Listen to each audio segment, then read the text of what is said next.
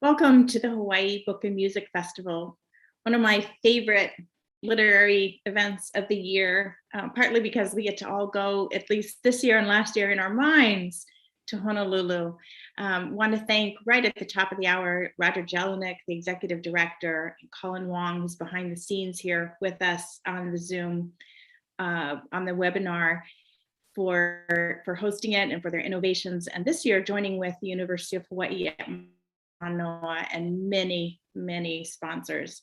I'm thrilled to see all of you here with us, and I know that you're spread all across Hawaii and as far away as New Jersey and maybe even farther away. You can let me know in the chat where you're calling in from. I know my mom is here from Mokuleia, so welcome all of you. And Lisa and I would love to have this be a conversation among us all, so please feel free to post your questions at any time in the chat. I'll keep my eye on it, and I'll integrate your questions and your interests in with mine. I want to introduce myself. My name is Connie Hale, and although I'm here in Oakland, California now, where it's already dark, I was born and I grew up on the North Shore of Oahu in the town of Waialua. I've lived mostly in the Bay Area since college, though, where I've worked as a journalist and have authored a number of books, especially on the craft of writing, and interested to talk with Lisa about some of the writing aspects of her novel. I actually started out as a short story writer, and today I secretly write a little poetry, but I have never, ever attempted a historical novel, which is why I'm flattered to be here with Lisa, but also a bit flummoxed. And I might also say fascinated, because Lisa has written not just the historical novel we're going to be talking about today, The Island of Sea Women, but if I have counted right, 9 other novels, including The Tea Girl of Hummingbird Lane, Snowflower and the Secret Fan, Peony in Love, Shanghai Girls, and Dreams of Joy. She's also the author of On Gold Mountain, a 385-page nonfiction story of 4 or maybe 5 generations of her family, depending on how you count generations, who descended from 2 patriarchs who emigrated from China to California in the late 1800s. Lisa also wrote a libretto for the Los Angeles Opera on the story On Gold Mountain. And oh, by the way, she's curated art exhibitions, designed a walking tour of LA's Chinatown, and received the Golden Spike Award from the Chinese Historical Association of Southern California. She was named National Woman of the Year by the Organization of Chinese Women, and her books have been published in 39 languages. Now do you see why I have been flummoxed? Where do we possibly begin? So welcome, Lisa. Thank you so much for joining us. And let's start simply at the beginning with you as a young child in Los Angeles. I wonder if you could take us into your family's store for a few moments and tell us how it shaped your identity, and how a howly-looking Angelino with red hair and freckles came to write so many epic stories about Asian women. Oh, thank you. I will answer that, but first I just want to say I'm so happy to be here, and I wish we could all be together in person, because that would mean that Connie and I would also be in Honolulu, which would be a real treat. But I'm speaking of, Connie's up in Northern California, I'm in Los Angeles, so I guess we almost have the baseball rivalry going on right here in this chat. Not that I care about baseball, to be honest, but I'm aware of it. Anyway, thank you for having me, and thank you for that lovely introduction. So I lived with my mom when I was growing up. My mom had a very small family, I think about 10 people when I was a kid. Today there are 4 left. My sister and I are 2 of them, so really a small side, part of the family. But on my father's side of the family here in Los Angeles, I had about 400 relatives. There were about a dozen that looked like me, the majority still full Chinese, and then the spectrum in between. And so when I was a little kid and I looked around me, what I saw were Chinese faces. What I experienced was Chinese culture, Chinese tradition, Chinese language, Chinese food. And of course, that's why I write the kinds of books that I do. But you mentioned very specifically the family store. And this was started originally by my great-grandfather, and he was an herbalist, so it was a little herb shop. And then my great-grandfather, we had it as a curio shop, and then finally antiques, and that store is still in business today. It's I think over 120 years old now. And so when I was a kid, that store was still in Los Angeles, Chinatown. And it was big. I mean, it was a really big building. It was the last remaining building of an old tourist attraction called China City. And so inside there was this kind of central hallway, and along the sides were little rooms that had once been shops in China City. And they had kind of Chinese architectural elements. And, when you first walked in the door, this was the room for bronzes, the art room, ceramics, jewelry, textiles. But there were also these kind of hidden nooks and crannies that had these old kind of skeletal remains of China City, the old China City wishing well, the old China City goldfish pond. And this was just an incredible place, filled with, everything from sewing needles up to huge temple facades that the family had brought over, over 100 years, my great-grandparents. And my grandfather and his sister and two of his brothers were still working there when I was a kid. And so, they'd be working all day. My grandmother and I would go out and get dim sum and go to the butcher shop and do all of those kinds of things in Chinatown. But at the end of the day, they would all gather in what they called the back of the store. It was actually right inside the front door. And they would tell these incredible stories about my great-grandfather, about China. And these were stories that just meant so much to me as a child, and all that time just spent with them as a little girl. Mm-hmm. It's so fascinating. And I read on Gold Mountain and the tales of the store, that it's wonderful and so rich. So I can understand the stories in particular, a lot of characters coming and going, yes. and stories, and Hollywood in the mix. And yeah, but I don't want to overlook the other side of your family, because your mother and your grandfather were both writers. And so Right. how did that shape you and what you write? And in particular, I mean, your mother is a much honored author and literary critic. Did that help you, or did it hinder you? Did it bolster your confidence? I have to, so my mom passed away a few years ago now, but when she started out, there really weren't very many women writers here in California. I mean, there was Joan Didion, mm-hmm. and Joan Didion wrote her first book and then hightailed it to New York, where she still is. So my mom really was, she really paved a way for a lot of women writers.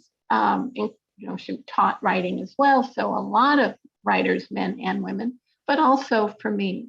And when I was doing research for On Gold Mountain at UCLA, where my mother's papers are, I found a letter written to her by her father.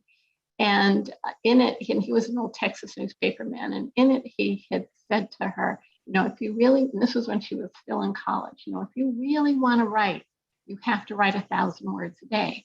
Now, I had grown up hearing my mother say that. And of course, that's what I do. I didn't quite reach my 1,000 words today. I think I was at like 974. I just couldn't quite get to the end. But, I think my mother and I had very different styles and very different kinds of things that we write about. However, my work habits come completely from her. That's so interesting. And it's interesting to me also that your grandfather was a journalist, and you, I believe, started out as a journalist. And my mother as well. Yeah, and my mom as well. Yeah, and your first your first book is an amazing act of nonfiction and a culling of historical material. And I want to come back.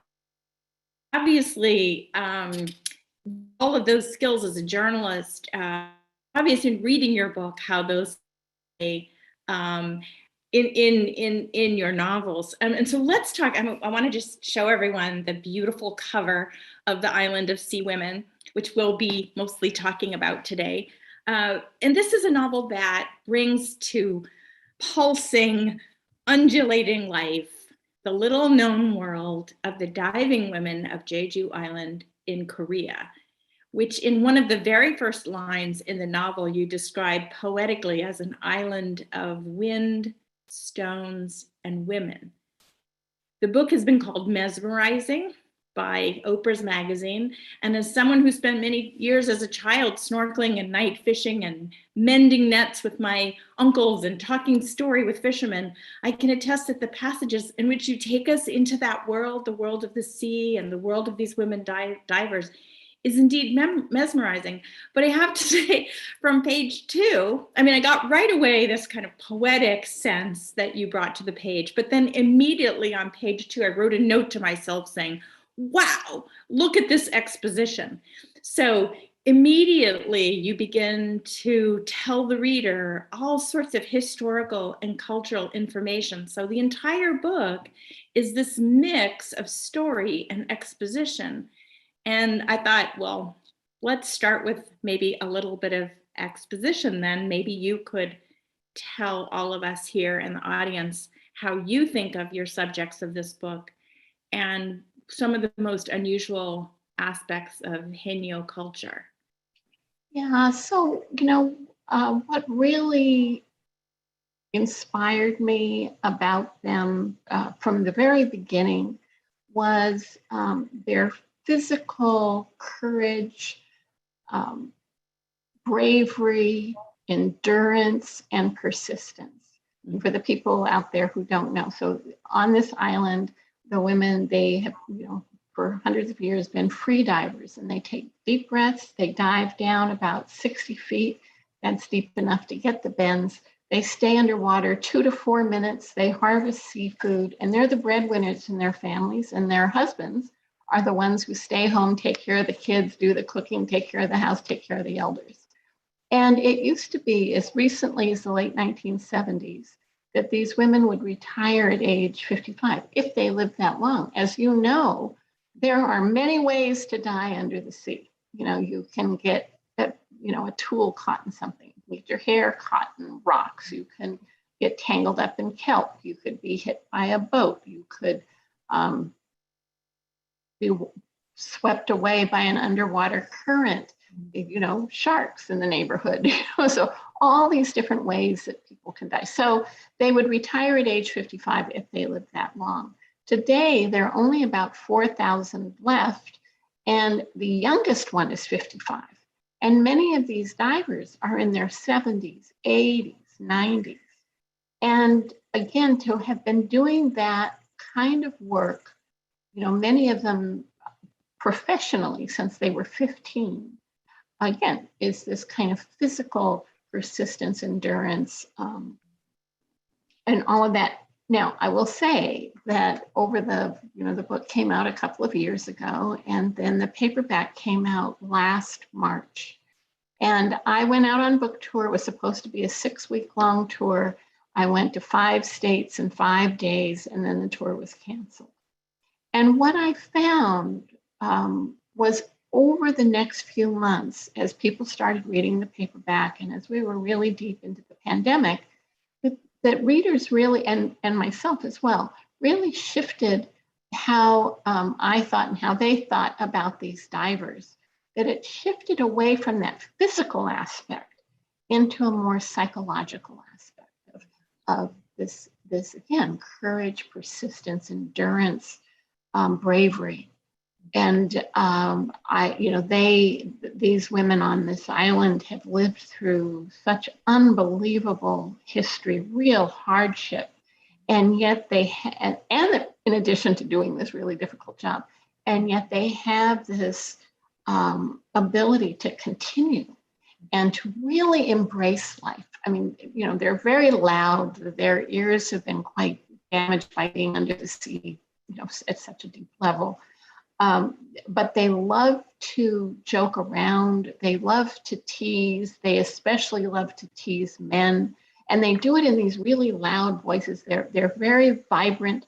They're very, I guess the word would be alive. This just incredible, like, I'm here and let's do this, and let's live and let's eat and let's go in the sea. And I feel like I needed that over this last year and a half, but I think readers have really responded to that aspect of their culture as well. That's interesting. And you didn't mention this, but it comes across so clearly in the book is the community that they have, the community that these women have. And you capture their conversations, their call and response, like when they're in the boat. I don't know whether you would call them chants or. Yeah, they're like rowing songs. So, they have a rhythm to them because they're rowing out there. And but they do have a call and response. And aspect. Some of them are very poetic. So they're kind of like, Zen koans, some of them. And so that was really fun to read about. And I wondered, how did you find out about this culture? Because, I mean, you clearly did a, no pun intended, or maybe the pun deep dive. Yeah, I'm sure that's the convenient cliche now. But did you pick this subject, or did the subject pick you? So I do think about books for a very long time before I write them. I mean, sometimes 5, 10, 20 years. This one, I think you have to go back about 10 years. I was sitting in a doctor's office, flipping through magazines. We all do that. And I came across one tiny article, one small photo, one small paragraph about these diving women. I just ripped it right out of the magazine and brought it home. I knew even then that, one day I hoped that I could write about them, but it was truly on the back burner, with 30 other ideas that are back there. Uh-huh. And when I have free time, I treat myself by doing research on those ideas. And so, other people like to garden or go to the movies or knit or surf or whatever, but I'll treat myself by doing research. So I'll take an afternoon and poke around on the internet to see what I can see. I live very close to UCLA, and before the pandemic, I could go over there. I would spend an afternoon in one of the 7 research libraries. I've been in all 7. And so I was slowly collecting material. And then I guess it's about 5 years ago now that UNESCO gave the divers the designation of an intangible World Heritage tradition. And part of the reason they did that was that UNESCO's anticipating that this culture was going to disappear in 15 years. That would be 10 years from now. Mm-hmm. And by that time, I had done enough research that I knew that a lot of these divers, again, were in their 70s, 80s, 90s. And here's the thing, if you want to interview people in their late 80s, early 90s, you take a big risk waiting 5, 10, 15 years to go and interview them. And of course, I'm so glad I did it when I did, because I would not have been able to go last year. Mm-hmm. I think pretty unlikely this year. And I don't know about you, but I'm even dubious about that kind of travel for next year as well. So just to kind of drill down or take one tiny example, and maybe we can, as a way of illustrating the kind of research that you do, I was really fascinated by the meals portrayed in the book. First of all, there's all kinds of seafood that they're eating and vegetables. And most of these women, in addition to free diving, also have fields. So they're growing sweet potato and working very hard as land farmers, as well as having all their skills applied in the sea. So, but it's and they're known for their black pig on that island. That's a very special pig that is only on that island. Right. So the food is really important, but of course it's completely different from, I imagine, what you and your husband eat at home in LA. but it was so credible. There were so many kinds of food, and there were wedding banquets and all different kinds of meals. And it was in the meals that I was struck by how much research you had really done to get the names of the foods. And sometimes someone would be preparing the food a certain way, and the taste of the food. So could we use that as a tiny example of how you do the research, and then how and when you get to the point where you've done enough, so that that you're going to get it right. And so, because not only do you want to not make a mistake, but it's also part of the credibility factor in the novel. So can you talk about that a little bit? Well, with Korean food, I kind of feel like I've been doing research on that my whole life, and I just let my mouth do the work. Los Angeles has, I think, the largest Korean American community in the United States. So, plenty of Korean restaurants, plenty of friends who are Korean. So it's not like that was food that was unfamiliar to me. But literally, I got off the plane. I was met by someone. She took me straight to a restaurant to have the porridge with uni, with sea urchin roe. And, that was the first thing, because I knew, this is such an important dish on that island. It's something that you give to sick children. It's something when you're pregnant or you just had a baby. I knew that this was something I was going to need to have, to eat. And so first thing off the plane. But there were people there who, I was eating 3 meals a day. Where for all of my books, I always go to the places I'm writing about. I think it's really important to use all of your senses, right? And taste is one of them. Mm-hmm. So what people eat, how they prepare it, what are the customs? I always think it's so important, things that, what are you allowed to eat or not allowed to eat when you're pregnant? What are the foods around weddings or funerals? Mm-hmm. And that's it's so important in every culture.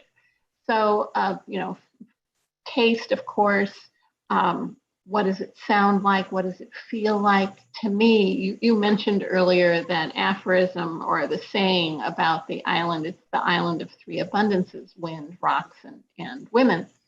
And this idea of the wind there, and what that feels like, and what does it feel, it's very, very windy. And so what does that feel like in the morning? What does it feel like at night? What does it feel like after a storm? Is it hot? Is it damp? It's so important. And so, it's like with Hawaii, with the trade winds, you could just describe that to someone, but it's so much a part of that feeling when you're there. Mm-hmm. So, again, using all of the senses is really important, and food, of course, is right up there. So let's go to the central character of the book, Young Suk, and her best friend, Mija. Yeah. So that's the central relationship, I think, mm-hmm. we can say, of the book. And maybe you could just describe the 2 women a little bit, and then I'll explore a few things with you about their relationship. But maybe you could describe each of them a little. Yeah, so when I was creating them, I was really inspired by an aphorism that says, if you plant red beans, you'll raise red beans. And this idea of who you are as a child is who you'll grow up to be. And I think we all do that. You kind of put these little stamps on kids' foreheads. Oh, I'm going to say something very sexist now. Oh, he's so good at Lego. He's going to grow up and be an architect. Oh, look how she dances around the room. She's going to grow up and be a ballerina. So, we kind of put these stamps on kids. And I thought about that for the 2 of them. So Young Suk, she is the daughter of the chief of the collective. This is the group of women that dive together.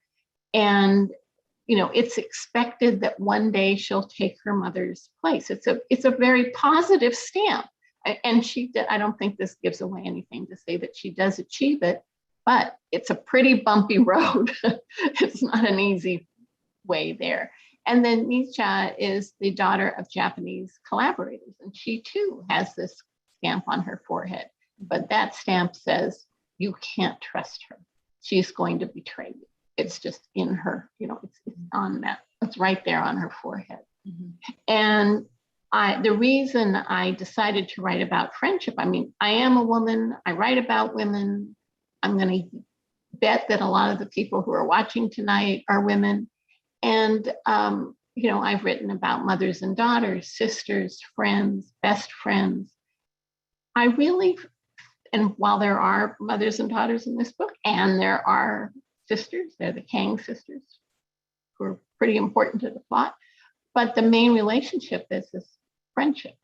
Yeah. And I thought that it really made so much sense, because every time these two, first as girls, later as women, go into the sea, Young-suk is putting her life into Nietzsche's hands, and Nietzsche is putting her life into Young-suk's hands. And so to me, that took that whole idea of friendship and just raised it to a life or death issue. Mm-hmm, mm-hmm. That's so interesting. So I'm going to talk for a second about the way the book is structured. It's kind of a leap out of the plot, but we'll come back to the plot. Because it was such an interesting choice to me, and as someone who's always interested in narrative and how we tell stories. So the book is essentially Young-suk's life story, and it's told essentially from her point of view. So it's written in the first person, and it starts as it's happening.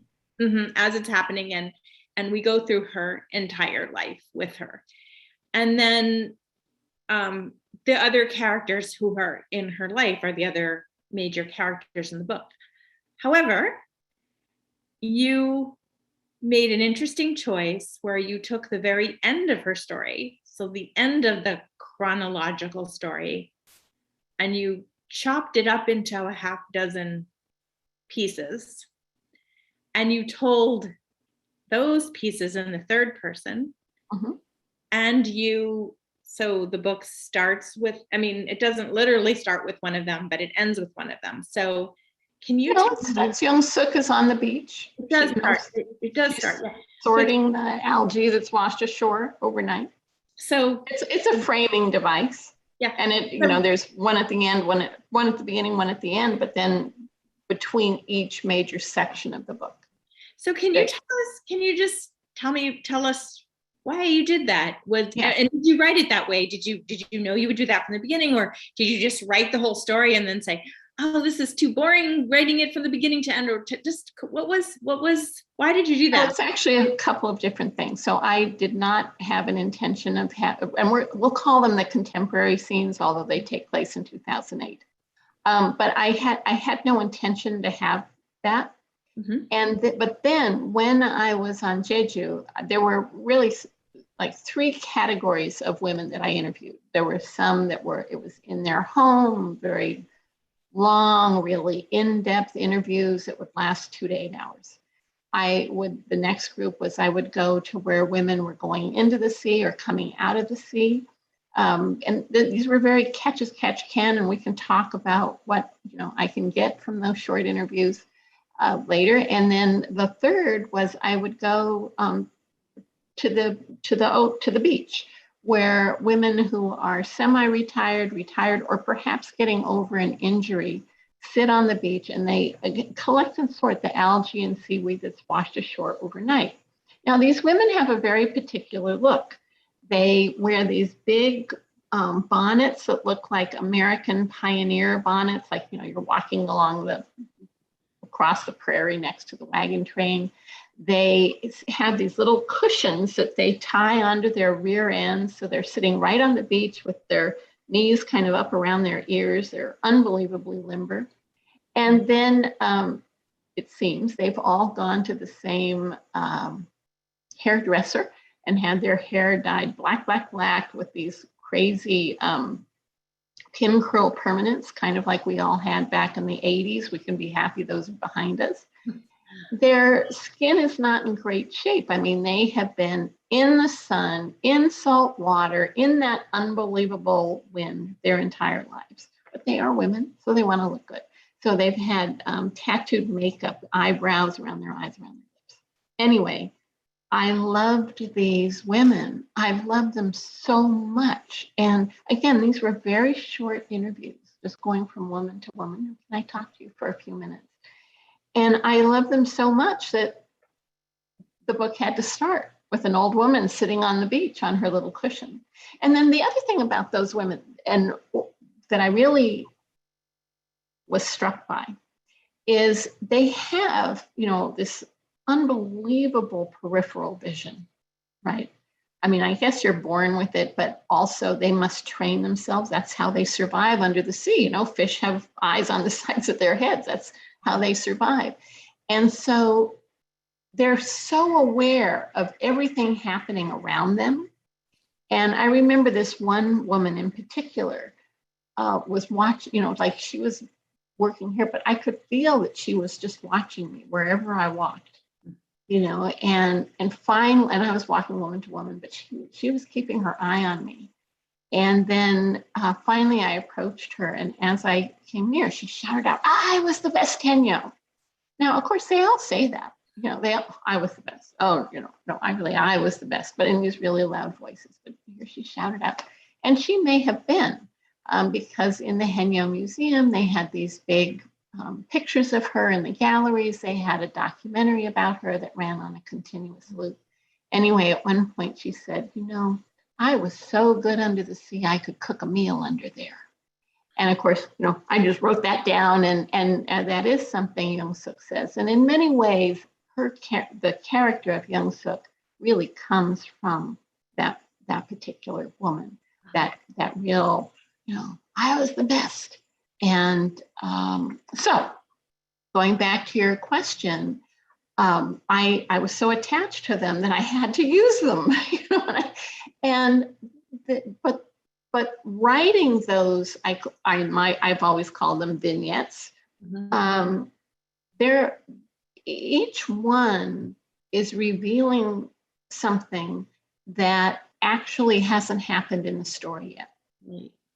So you have to really pay attention to those, because they offer a lot of clues to what either has happened, but especially of what's going to happen. So it was a real delicate dance to write those, really challenging to write them, but a lot of fun to write them. Well, it puts some suspense. It puts suspense into the book in this interesting way. And I also thought it was an interesting exercise of what to foreshadow, what to withhold. Right. There was this sense of things that were being withheld from us as a reader, because we were getting a glimpse of what would happen in the future. So I just thought that I think about that sometimes as a journalist, as a narrative journalist, the whole idea of withholding and letting tension build and letting there be suspense. And sometimes chronology is our least good friend, because there's something inherently boring about straight chronology. But and I think there's something about just a straight linear story. I think that, I, as a reader, I like to see different kinds of structure. But the other thing about those sections is that there were some surprises for me as a writer. And I should say one other thing, which is I had in my mind what these meant, and how, that, and again, I hope I'm going to try to say this in a way that I don't give away the ending, but that you're seeing her in this kind of third person. She's interacting with different people. One of them is Clara and her mother. And that at the end, after that final scene, what happens is that now Young Suk is going to tell them her story. So that now she's telling them her story. Nobody ever picks that up, but that's how, in my mind, I saw it. Uh-huh. But the other thing I was going to say is that, sometimes surprises happen. So again, these were, to me, really carefully constructed. But in that very first vignette, this family approaches. There's a Korean American, half and half, and there's a teenage daughter Clara, who has her. This is pre-earbuds, but we'll just call them earbuds for now. Has her little earphones in, and just attached to her phone. I hate that. I mean, I just really hate that. and so she just really bugged me. I mean, I just thought, oh, she's such an obnoxious teenager. She just really bugged me. And then way, way, way later, there's a scene at this memorial, and Young-suk has kind of run away from it, and Clara follows her, and she's got her earbuds in, and she pulls them out and puts them in Young-suk's ears. I didn't know until that moment who was on the other end. Wow. I just thought Claire had been listening to music. I didn't know who was on the other end. And I remember, because I was in this room, I was just like, oh my God, I can't believe it. I'm just like, I was just so, I mean, even now thinking about it, it's just like, I can't believe who was on the other end. Uh-huh. And then, of course, I loved Clara after that. That's so cool. I mean, that's the thing that always amazes me about novelists, the way these things just happen to you when the process of writing. We have two questions that I want to respond to and clarify, because they're just, I don't want the audience to be unsatisfied with not having this answer. Kule asks, what's the name of the island, please? Oh, Jeju. So it's off the tip of South Korea. Mm-hmm. And it is part of South Korea. Yes. And so it's Jeju. And right. Then I think Lurleen asks, what gave you entree to these women such that they allowed you into their communities? Did you speak their language? Is it standard Korean, or is it a dialect? Which I know from having read the book that it is in fact a dialect. So anyway, how did you get entree? How did you speak to them? Yeah, first I just want to say that it's more than it's even more than a dialect. I mean, it's considered a dialect, but if for people who are true native Jeju speakers, they don't understand standard South Korean or Korean, and if you're Korean, you're not going to understand them. It has first of all, a lot of, because it was out there by itself, this island. So there are words from Fiji and Oceania and Russia and China, Japan, but they also developed, a lot of words that were unique to their own culture. And then one other thing that makes the language so different, which is, Korean is a quite beautiful language, and it has a lot of this, like a lot of vowels. So when you see it written out in English letters or romanization, it's a lot of vowels. So it has this quite beautiful sound to it, and a lot of kind of length to the words. But on Jeju, they speak very sharp and short. And that's because they can't let those words get lost on the wind. So even it's spoken very differently. Anyway, that's so. You have to ask that question again, because I got sidetracked on. No, I think. And how did I come to meet them? Mm-hmm. So I made contacts before I went. There were some interviews that were set up in advance. And then once I got there, one person leads you to another, who leads you to another. I did spend a lot of time doing research in the Haenyeo Museum. And I remember one day just being in the gift shop and, picking up books and a CD of Haenyeo songs and things like that. And the cashier was like, you got to come with me right now. And so we walked through the alleyways, and she just took me that moment to meet a woman diver. And that turned out to be this incredible interview.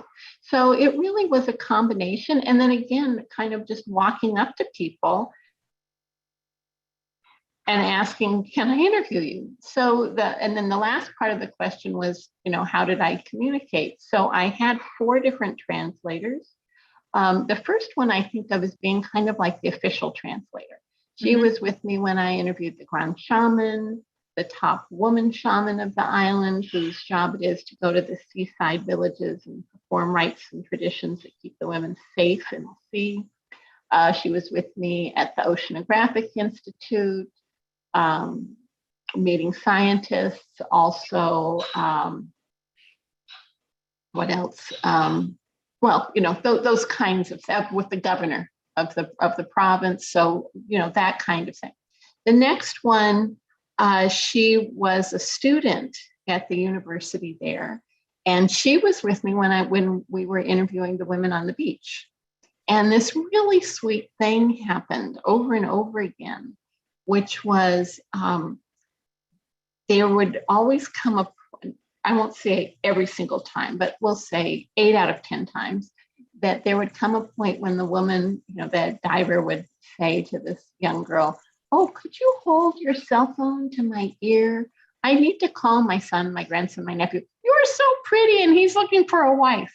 And of course, I took photos of it. I've got them on my website. But, as you know, that's also in that very opening scene.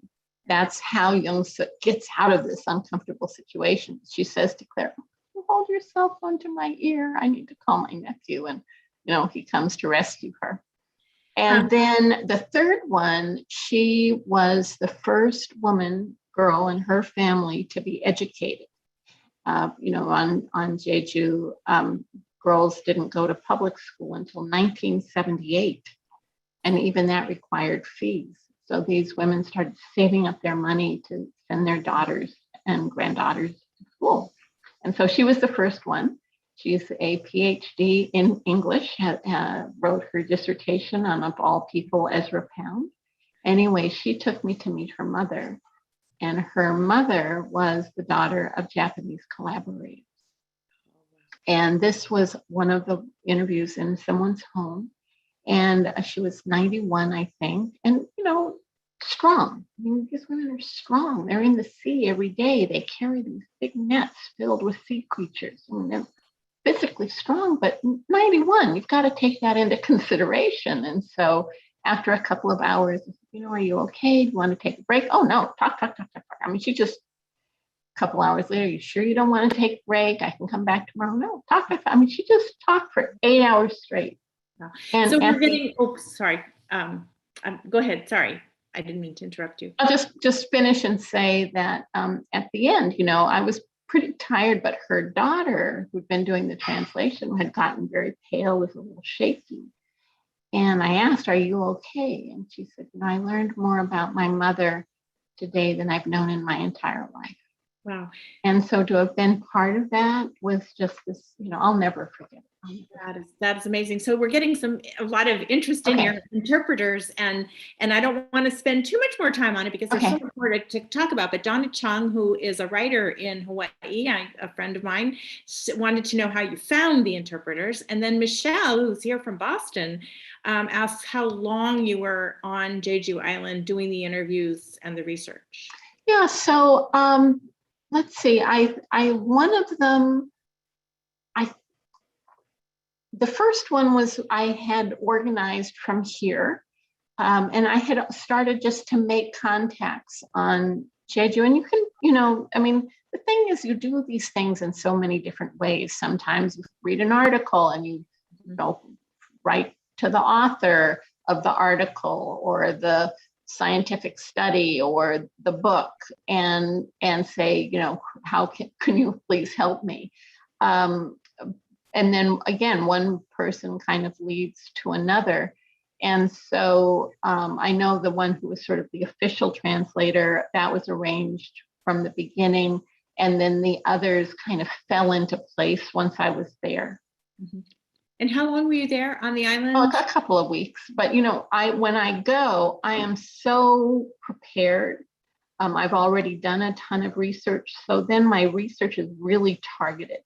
Mm-hmm. And then I get all this new information. And then when I come home, now I have new contacts there. So I remember in this book, there was a moment where it's the first time Young-suk and Mi-cha go to do itinerant work. Mm-hmm. And here, I thought, oh, I've done all the research. I'm done. I'm sailing along. I'm on page 125, whatever. And all of a sudden I thought, well, how do they get from their village to the port?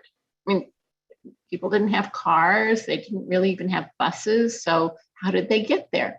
So I sent a note, an email to one of the researchers there, and she had access to an oral history project that was done in the early 1970s.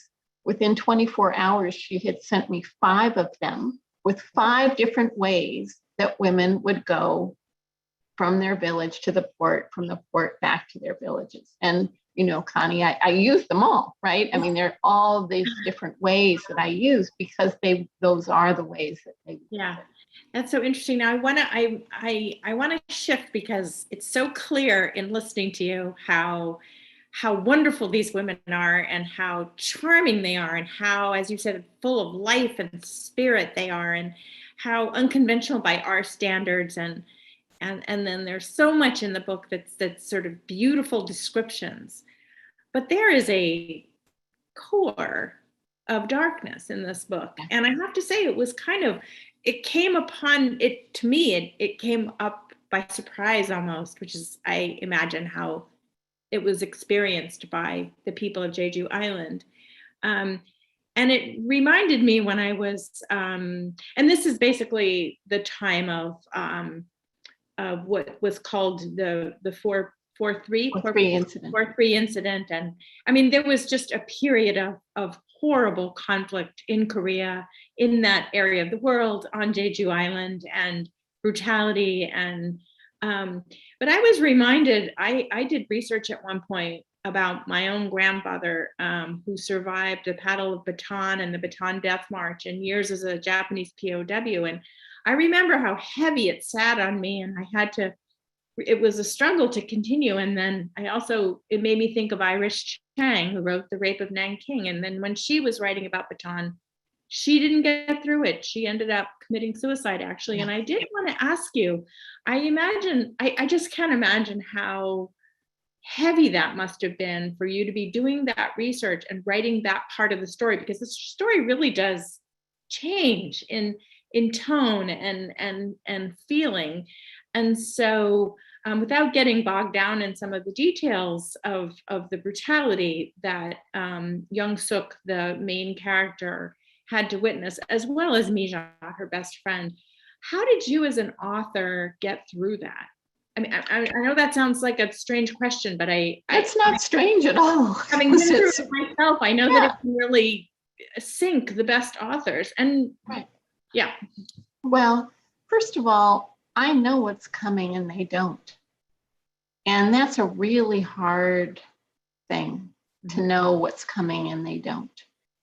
And I have not with this book, because I knew what was going to happen and it was inevitable. But I know when I was writing Shanghai Girls, there was a character in that book who commits suicide, Sam.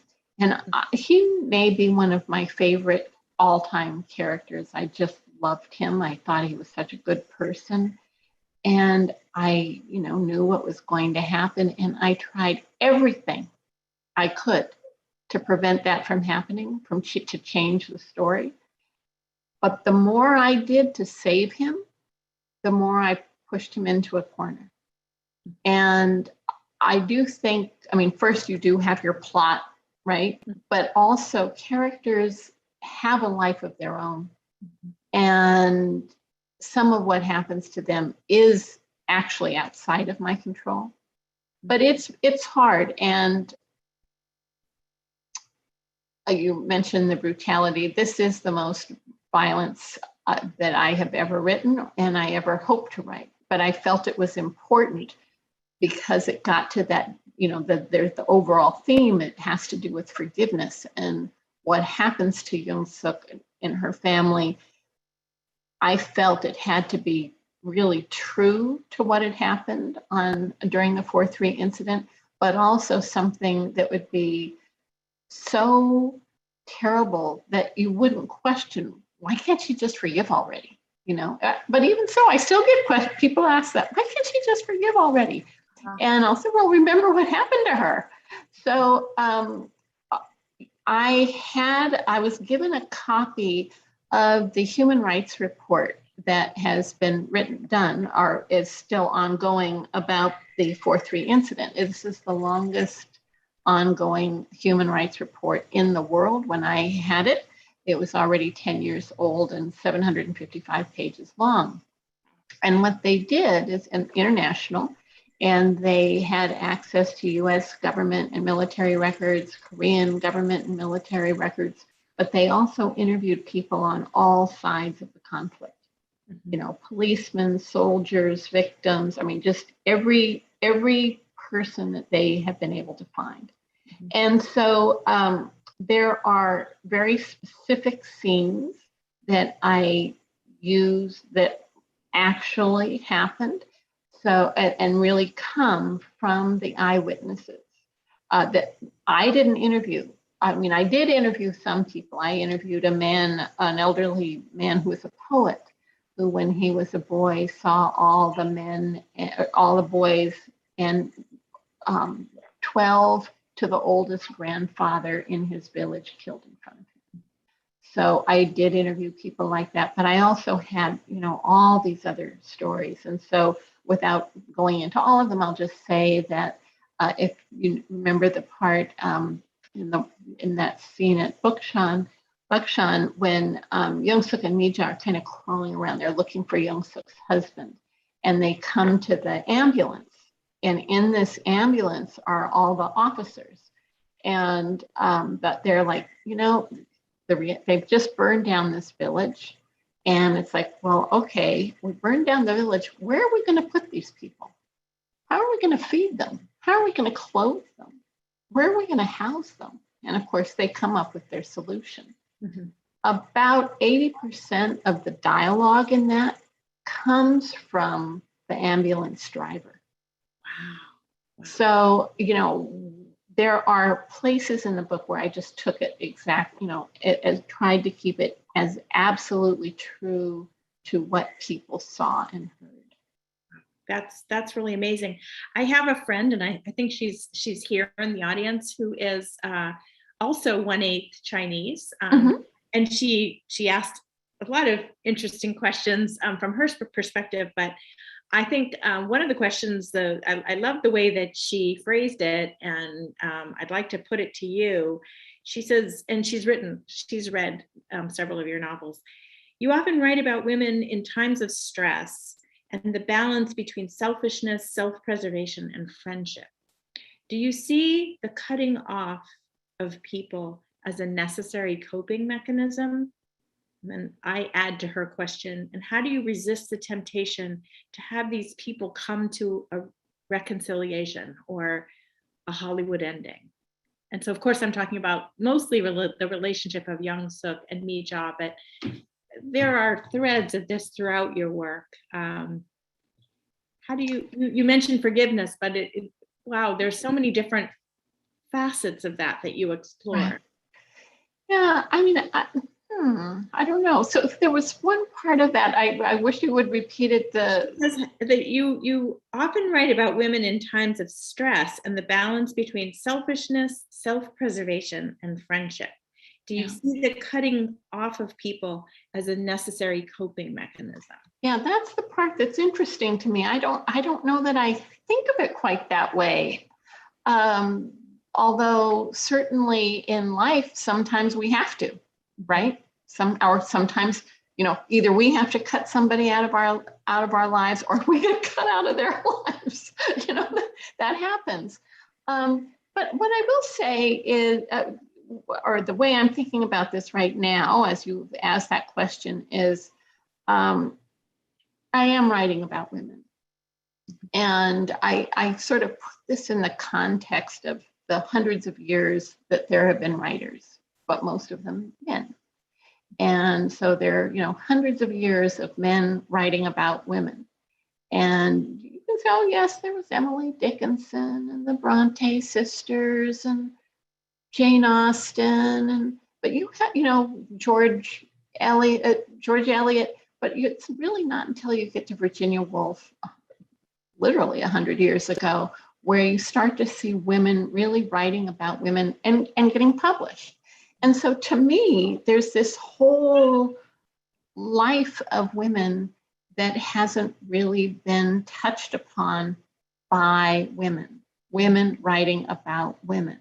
Mm-hmm. And I often go back to friendship, because we will tell a friend something that we wouldn't tell our husband, our boyfriend, our lover, our mother, our children. It's a very particular kind of intimacy. And whenever you have that intimacy, whenever you open your heart and are vulnerable, you also are, of course, open and vulnerable to being hurt. Mm-hmm. And so to me, there is a kind of dark shadow side to women's friendship. And whenever I see those dark shadows, that's where I want to go. Well, I feel like that's a kind of takes us back to the beginning in a way, and that is the undersea world too, isn't it? The world of light filtering in from the surface of the sea, and the dark shadows of the sea, and these crevices in which there's an octopus, which is going to make an incredible dinner unless something else happens. Unless the octopus takes control of the situation. So it does seem like that is a kind of neat way to wrap this whole thing up. Sort of, we're back to that world of the underwater, and shadows and unknown things that are known and things that are unknown, and all of which these women are masters of in their own way. So I know that we just have a comment from Carol, who says, Lisa's novel sounds fascinating. I think I used that word at the top of the hour, fascinating. She said there's a nonfiction book of interviews called Moon Times, Moon. Yeah. So Brenda Sunu is one of the people who really helped me. Mm-hmm. And in fact, I was just emailing with her this week. And, I found her book. I wrote to her. I stayed with her on Jeju. She took me to meet her neighbors. I mean, she was fantastic. And that's a gorgeous book. She's also a photographer. So what a cool thing, sort of, the nonfiction, a nonfiction book of interviews, and then Lisa See's masterful historical novel, which I just recommend to everyone. And thank you so much for sharing all your thoughts about it. And before we say goodbye to everybody, I would just like to introduce Roger Jelinek, who's the mastermind of the Hawaii Book and Music Festival, and who pulled all of this together and pulled Lisa and I together. So Roger, thank you for letting Lisa and I have the floor here for an hour. Well, it's people like Lisa and Connie that make this very easy. So thank you very much. That was fascinating. I can't wait to read the book, which I have sitting on my coffee table. There it is. It's a gorgeous cover. Yeah. That was a really interesting interview. Thank you both. Thank you. Thank you. And we're having mahalos and thank yous from the audience too. So thanks to everyone who joined us. Roger, did you want to sign off with anything else? Well, I think that's, we have, I've been trying to get Lisa for about 10 years, and she's always working. It's true. I'm always working, but now at least we were able to do it this way, and hopefully soon I'll be able to come and be in person, and we can all be together in person. I hope it doesn't take another pandemic to get you here. I hope so too. But thank you all so much. This was really a great joy. Stay safe, stay well.